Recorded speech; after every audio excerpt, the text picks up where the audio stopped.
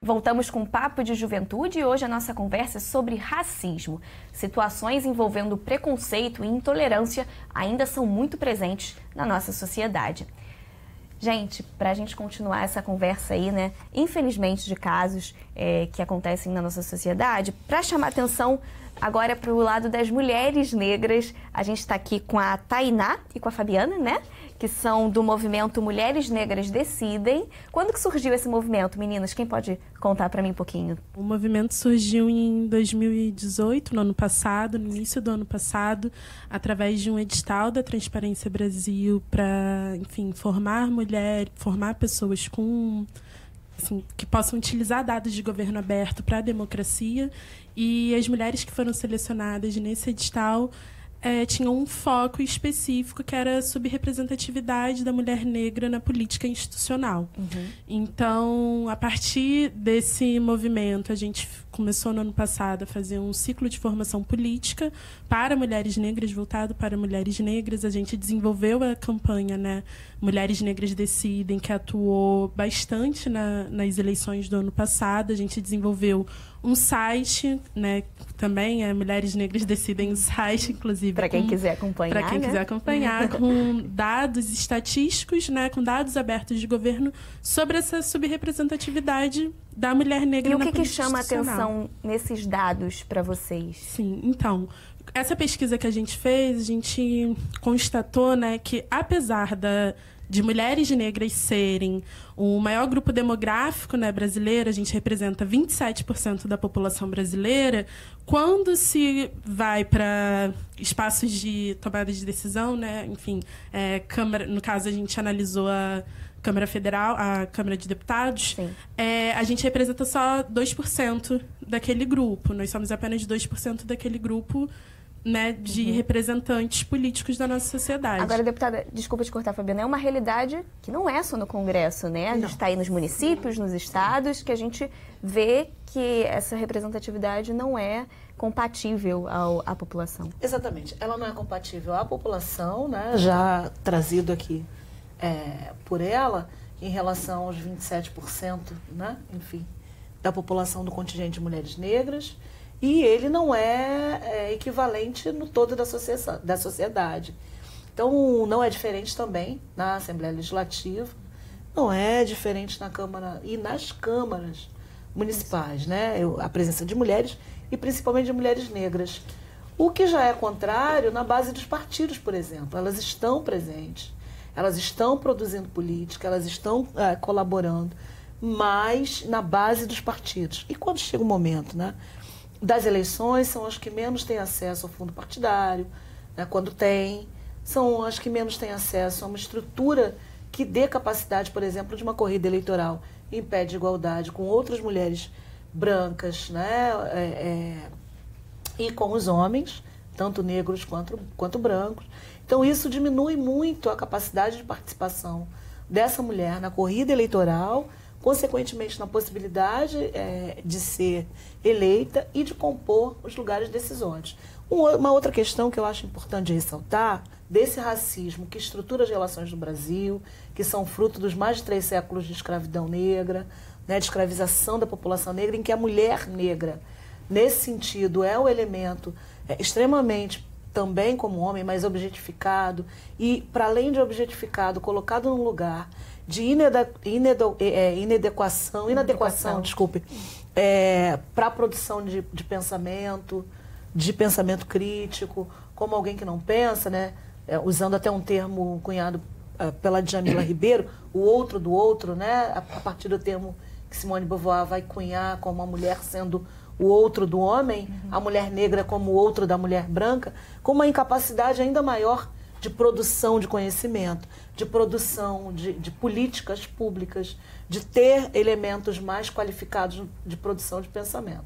Então, isso vai colocando a mulher negra ainda, no século XXI, no lugar ainda subrepresentado nos lugares decisórios. E aí isso causa discriminação, causa desconforto na circulação de um corpo negro feminino nos lugares de poder, causa uma série de tensões, porque desconfigura uma lógica da cultura racista no Brasil.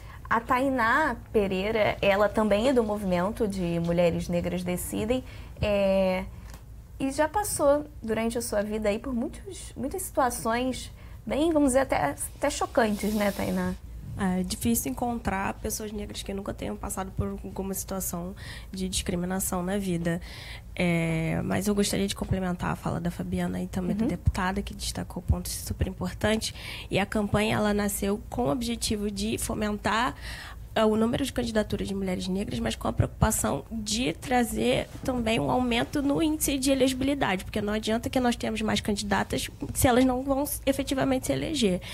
E agora, depois que nós conseguimos aí um resultado até bem expressivo aqui na LERJ, a nossa preocupação é em acompanhar esses mandatos e estar junto dessas mulheres. A gente acompanhou todo o caso da Marielle, tudo o que aconteceu, então é muito importante que nós estejamos juntos com essas mulheres negras, apoiando e, enfim, prestando toda a nossa solidariedade.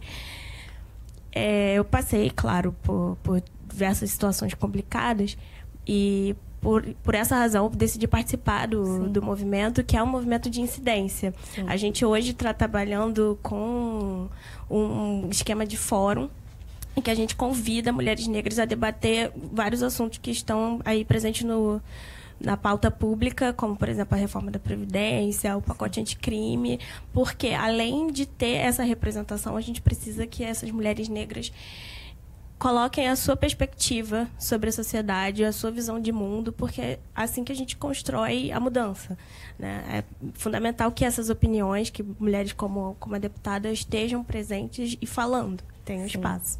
O Matheus Milgaço também acho que compartilha dessa ideia, né, Matheus? Você é estudante aí de Ciências Sociais e também aí luta por essa causa. Sim, quando eu estava vindo para cá, aí a gente vai pensando, né, no que a gente já passou e como vocês bem falaram, como o racismo estrutura as nossas relações. E aí eu sempre lembro dessa história, que a primeira vez que eu me deparei e que eu vi que eu não era igual a todos os outros amigos brancos foi quando eu tinha 12 anos de idade. Eu fui sair à noite para comprar um negócio com meu pai, assim, tá faltando refrigerante, vai lá comprar. Aí eu fui comprar com meu pai entrou no posto para comprar, eu fiquei do lado de fora. E aí o PM chegou perto de mim e aí me deu a marmita dele. E aí eu vi que eu era diferente de todos os outros garotos brancos por receber uma marmita do policial, por estar de bermuda, chinelo e uma blusa qualquer. E aí, quando a gente vai estudando, a gente vai entendendo como isso vai... Como as classes dirigentes não tiveram interesse de resolver, entre aspas, esse problema aqui no Brasil e como isso foi se moldando nas estruturas da nossa sociedade. Recentemente eu escrevi um artigo sobre bailarinos negros e o Teatro Municipal. Sim. E aí, em 2012, o Teatro Municipal ele fez um concurso para bailarinos integrar o corpo de baile da instituição. Sim. Há cotas raciais para bailarinos, mas mesmo com cotas e mesmo com bailarinos negros se candidatando, nenhum foi aceito.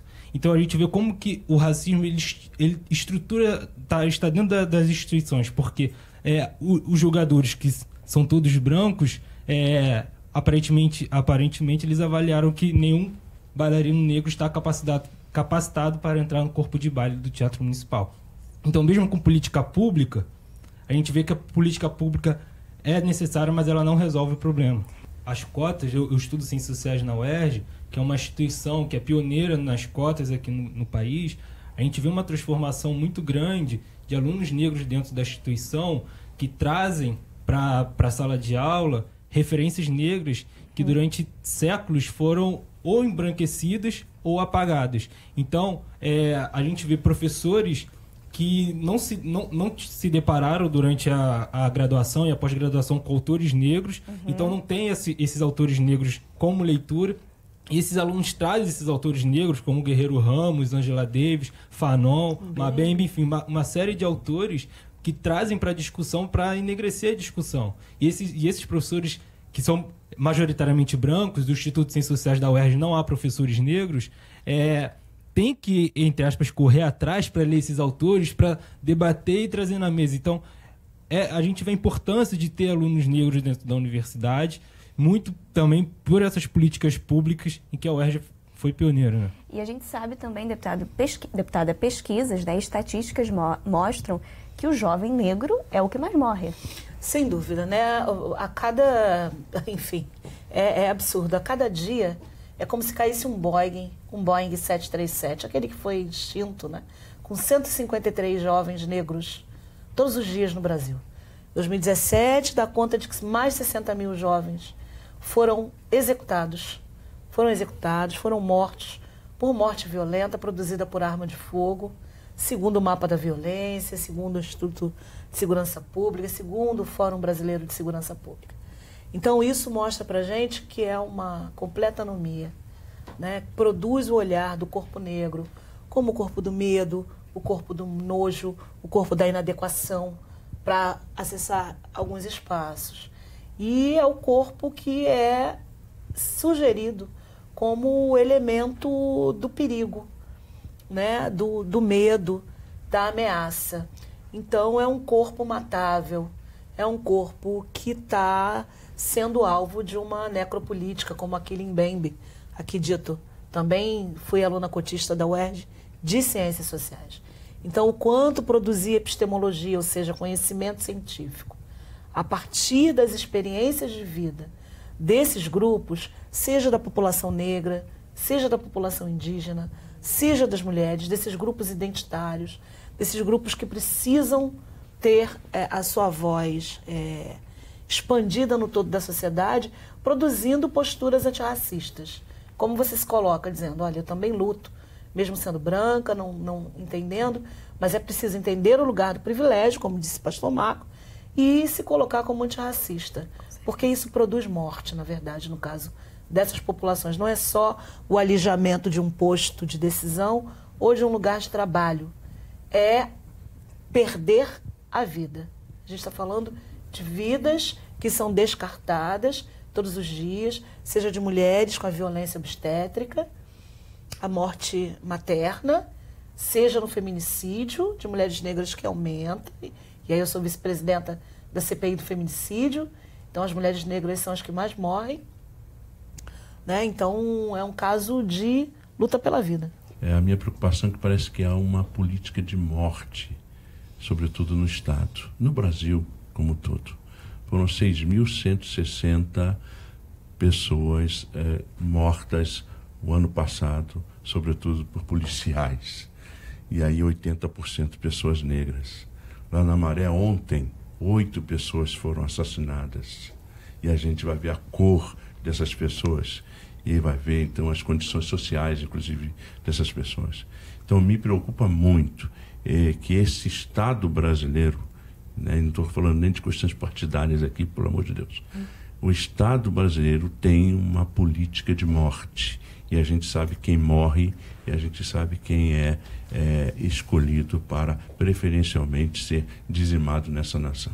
A gente falou aqui de diversas ações, né, cenas aí de racismo. A gente falou de racismo institucional, racismo na saúde, racismo em relação a mulheres, intolerância religiosa. Mas, para a gente fechar, existe um termo do racismo, racismo ambiental, que muita gente não conhece, né, deputada? E acho que é importante a gente só sinalizar. Me fala um pouquinho rapidamente, deputado, o que é o racismo ambiental? Eu acho muito importante a gente trazer esse tema. O racismo ambiental foi um termo e um conceito cunhado na década de 60 pela Escola de Chicago, nos Estados Unidos. Esse termo foi cunhado para exemplificar os espaços onde a população negra norte-americana, né, que era segregada, os guetos e hiperguetos, eram um processo de gentrificação, né, que é um outro termo de um racismo institucional, né, onde as pessoas que eram removidas para locais, né, para que esses locais fossem revitalizados, elas eram deslocadas para locais insalubres, né, locais próximos a fábricas que despejavam poluentes. Isso acontece no Brasil. A população negra geralmente está em áreas, seja de degradação ambiental, seja de destinação de rejeitos tóxicos. Vou dar um exemplo muito prático na Zona Oeste, a antiga TKCSA, agora Ternium, que despeja chuva de prata, rejeitos tóxicos, numa área de uma população majoritariamente negra em Sepetiba, produzindo, né, uma série de situações graves, como adoecimento da população e morte. Então, isso é só um exemplo prático, muito rápido. Acho que fica aqui a sugestão para que a gente faça uma conversa mais aprofundada sobre o que é o racismo ambiental, para que as pessoas entendam. E, para finalizar, no Brasil, o coletivo de pesquisadores e pesquisadoras nacionalmente, né, adotaram o termo injustiça ambiental, entendendo a realidade do Brasil, mas a gente discute muito esse tema porque ele está muito pautado no mito da democracia racial no Brasil, que não existe. É um assunto para muito tempo, né? Infelizmente, o nosso tempo acabou, mas a gente espera aí que você que assistiu, né, possa ter entendido um pouquinho do que ocorre nessas questões de racismo e possa fazer a sua parte. Eu queria agradecer muito a presença de vocês, deputada. Muito obrigada. Até a próxima. Obrigada. Até a próxima. Gente, muito obrigada pela presença de vocês. Caroline, parabéns. Parabéns, parabéns pelo trabalho de vocês também, tá? Muito obrigada. Até uma próxima. Espero vocês aqui de novo. Por favor. E muito obrigada a você que acompanhou o nosso bate-papo. Para rever esse programa, acesse o nosso site www.alerj.rj.gov.br. Nós também estamos nas redes sociais. Acompanhe a gente. Até semana que vem com mais Papo de Juventude para você. Até lá!